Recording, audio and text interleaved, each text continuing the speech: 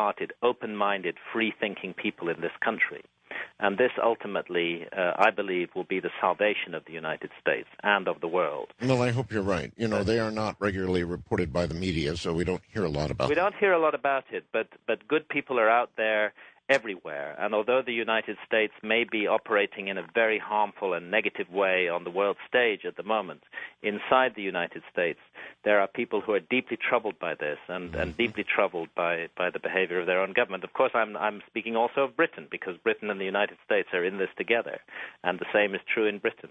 More and more of us are deeply concerned by what our governments are doing with our money and supposedly in our name, and deeply concerned by the tyranny and oppression of the individual that is the characteristic and hallmark of these governments, and what a tragedy it is after a 2,000-year struggle towards democracy that we've given it all up for so little in the modern age. And you see, though, this attitude is exactly what makes these things the enemy of the powers that be. Yeah, that's right. That's right. There is a real struggle here, and it's time for individuals to take control of their own lives again, and to say that we as adults do not need to be told what to do by bureaucrats and officials. We as adults must take responsibility ourselves for our own lives and for our own consciousness, and really the mystery of consciousness. Perhaps like the tea, we should be dumping DNA into the water. Well, yes, you started with the question on DNA, and yes. This is one aspect of the problem that I do explore at some length in Supernatural. I actually meant DMT, but I do want to talk about DNA. So is it somehow DMT? Yes.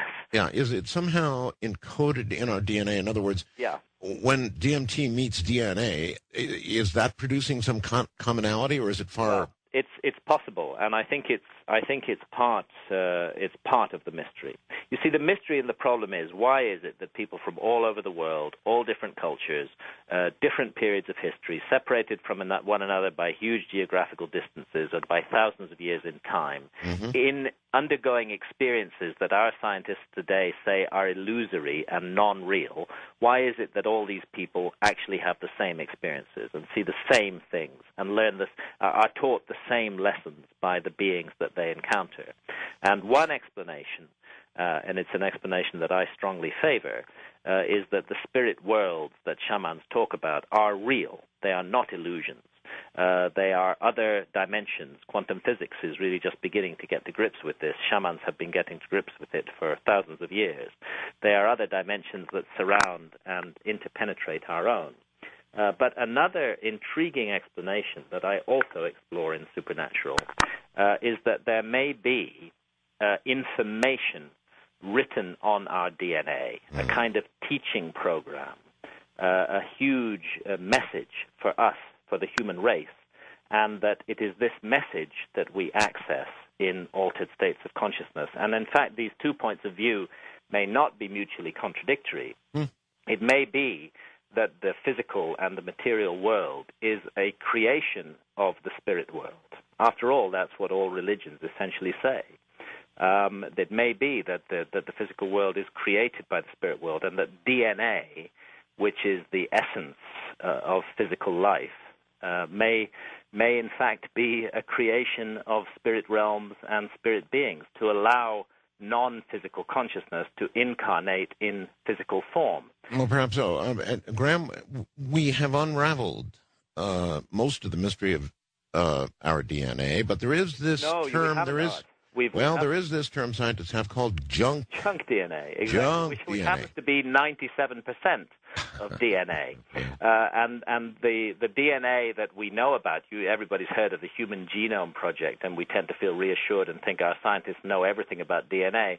Actually, they know a lot about only 3% of DNA, and that's the DNA that is involved in our genes, that is gathered together in our genes, and that codes for the assembly of amino acids into proteins that build cells, that creates our bodies and the bodies of all living things, plants and animals on this earth. But the other 97% of DNA Our scientists say, "Oh, that's just junk DNA. It's completely unimportant. It's just random. It's meaningless." As though billions of years of evolution would preserve 97% of something just because 3% of it is important. It's much more reasonable to conclude that the 97% of so-called junk DNA is extremely important as well. And Professor Eugene Stanley at Boston University back in 1994 published a major article in Science magazine, which he still stands by today, which absolutely proves that so-called junk DNA has the same hidden, deep mathematical structure as all human languages. And from this, we may perhaps deduce that a message is indeed written on our DNA. And after all, if, for example, to take the example of an extraterrestrial civilization, we've all heard of the SETI, the Search for Extraterrestrial Intelligence. Why do we convince ourselves that extraterrestrial intelligences, whether from other dimensions or from this one, would wish to communicate with us by radio? There might be much more effective ways for them to communicate with us. After all, if an alien civilization had been broadcasting a radio message out into the universe for the last 100 million years and had switched that message off in 1890 in our calendar, then none of us would ever have heard it because we didn't develop radio until after 1890. Much more intelligent would be to encode the message on the DNA of all living things and to await the evolution of a being intelligent enough to read that message. And so the one suggestion that I explore is perhaps it is that message that we are all accessing in altered states of consciousness. Perhaps we are accessing a teaching program that gets switched on at a certain stage in evolution, and perhaps that stage is now. So that commonality could be the contact we've been looking for externally. Exactly. It could be the contact we've been looking for externally, and it's been inside us all the time. And in order to access it, we must enter an altered state of consciousness. And that would then explain why everybody has these astonishingly universal experiences in altered states of consciousness.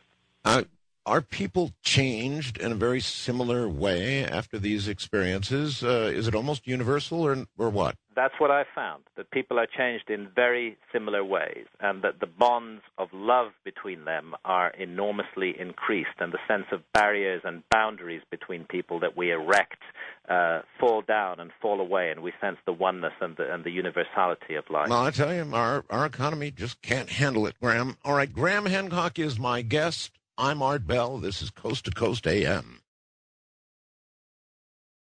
No point in fearing what we cannot control, right?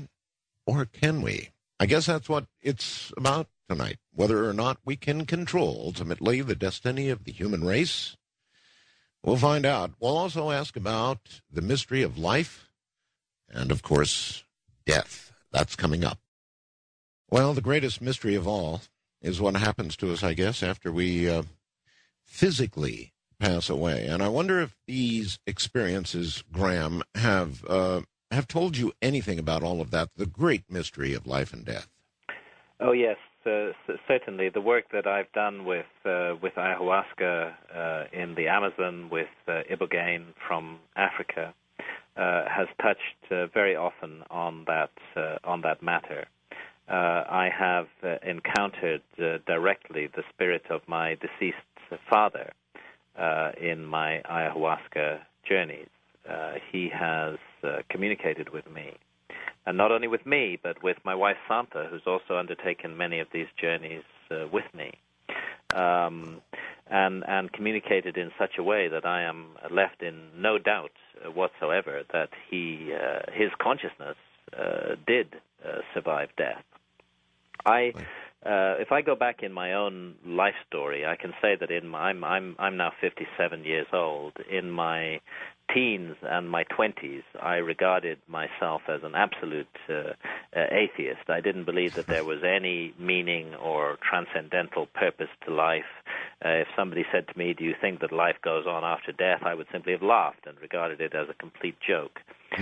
But experiences and lessons began to come to me during my 30s and 40s before I had ever experienced ayahuasca. Really, it was the first step that I started to make on this journey was the research and the work that I needed to do for my earlier books concerning ancient civilizations, and particularly concerning ancient Egypt. You know, the ancient